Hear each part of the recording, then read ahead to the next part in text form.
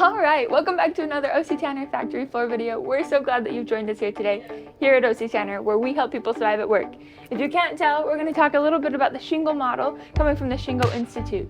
The Shingo Institute teaches leaders to better understand their role in building a culture of operational and organizational excellence to increase value to their customers. Now, the three insights that the Shingo Institute teaches of organizational excellence are: number one, ideal results require ideal behaviors. Number two, purpose and systems drive behavior. And number three, principles inform those ideal behaviors. So Amberly and I are both holding Shingo prizes. This is the latest Shingo prize that you can receive. And this is the Shingo prize that O.C.Tanner won back in 1999.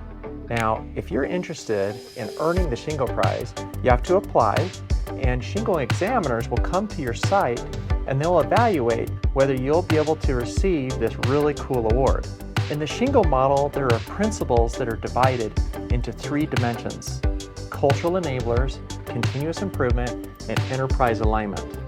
What's great about that is today, Dave Siebert is going to talk about the cultural enablers and the principles that are tied to it, as you see here. Let's go to Dave. Okay, so I have Dave Siebert here. He is one of our vice presidents at O.C.Tanner, working for the supply chain. And we're going to be talking about the Shingo model today. And we're going to dive into the cultural enabler section and talk in detail about some insights that we can learn that help us understand those two principles. So maybe we should start with respect every individual. And that's one of the principles that you can see behind us here. Respect every individual in the cultural enablers part of the Shingo model.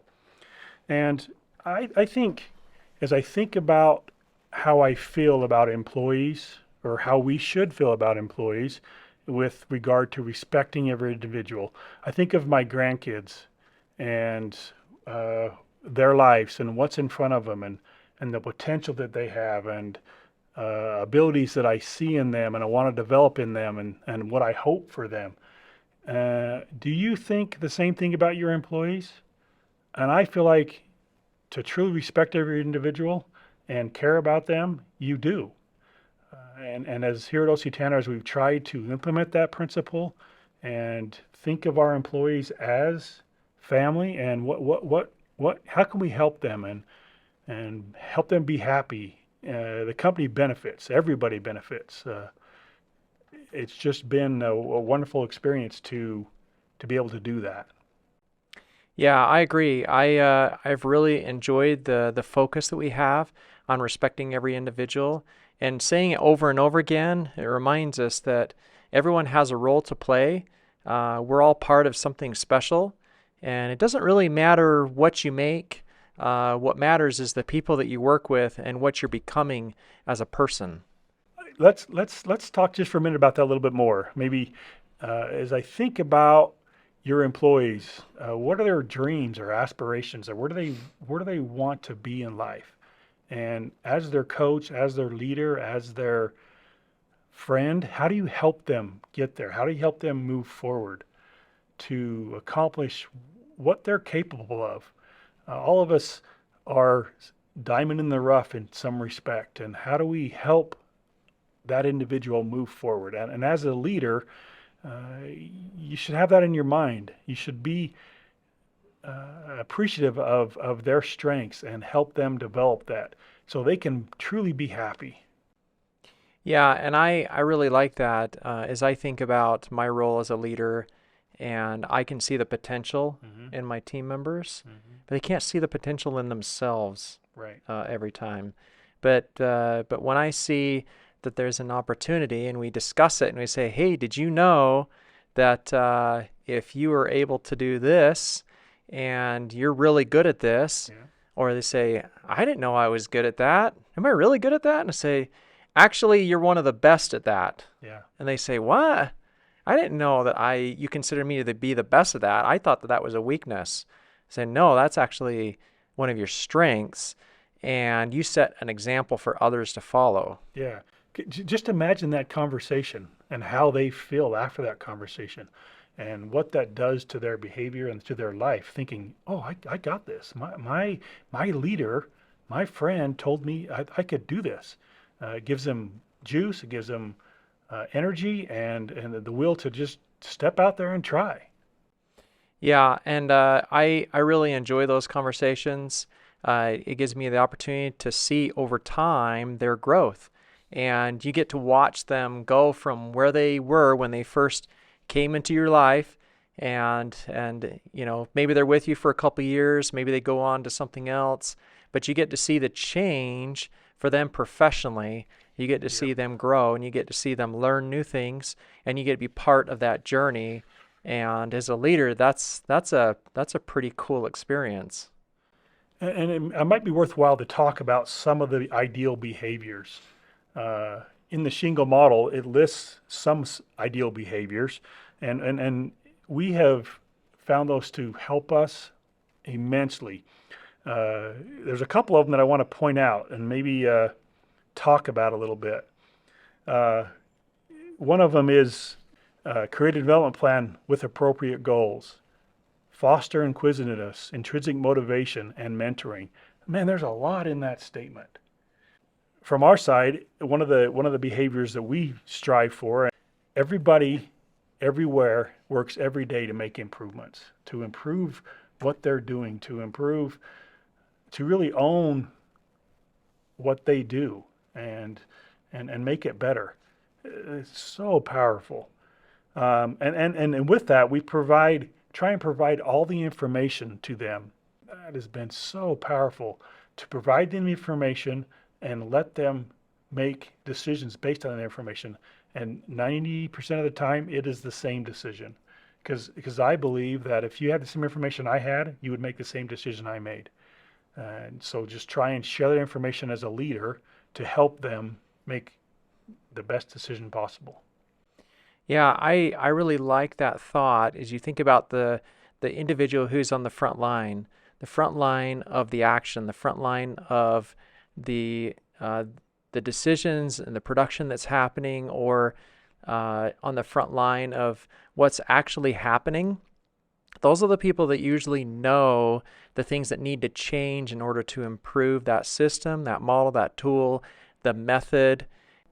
Yeah, and one thing that I think as a leader we need to keep in mind, they are going to do it different than you would. Yeah. They're going to approach it differently. They may come up with a different solution.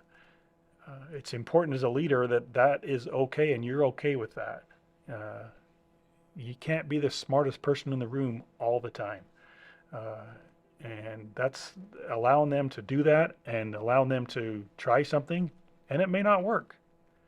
As a leader, you should help them as they test or try things. And in my mind, I think about it as we're all in this boat together and we're floating, and poke holes in the boat, figure out how to move us forward. If the hole's below the water line and it's going to maybe sink the ship, let's just talk about it. So we can protect you, protect the customer, protect the company, and then go ahead and poke the hole. But we want to do that together. So in my mind, it's above the water line, just go. And you're going to do it different than I am, and that's okay. When we think about the application of continuous improvement is so powerful when it's done in small incremental changes every day, experimenting, trying something, getting some feedback, and then moving on and continually adding to that. If you try to plan all that out and make a big long list all in the beginning, and you're trying to set all these crazy requirements, a lot of times you'll discover that the requirements you've set, 40 to 50% of them, are going to have to change as soon as they're implemented. And that's along the lines of improvement kata. Let's try and experiment, and we learn from that experience. Based on that learning, let's take the next step. And what is the next right step forward, based on what I just learned. And so that's been a great tool for us to help as we respect every individual and let them learn and try things to help move the company forward. I think what I really like about the Shingo model is it's trying to create the right behavior and the right atmosphere for some of those improvements to take place where people are engaged in that process and that they're able to make improvements and feel like they own them. So if it's talking about continuous improvement, how can they help the enterprise and align with the enterprise and feel like they belong to the enterprise? That's a really big deal. And a lot of times this is the reason why people are not so excited about the place that they work, Yep. or excited about the decisions that have been made for them or to them. And if they feel like they have decisions to make, that they can influence the corporation in a positive way, they begin to love the organization. Okay, well, this has been a great conversation. Hope that this has helped you understand better these cultural enablers of respecting every individual and leading with humility. And to check out more, Shingo has a great workshop that they have available if you go check out their website. Thanks, Dave, for your time. Thank you, Josh. Okay, really loved the discussion today on the Shingo model. Dave had some great insights to add to the cultural enablers and the principles that you'll find in that Shingo model.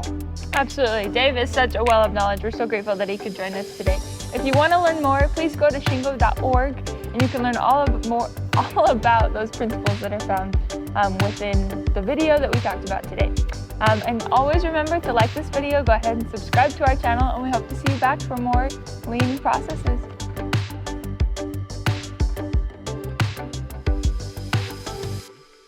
Yeah. Take it away, Dave. Okay. Is that it? Is that all you got? That's all I got.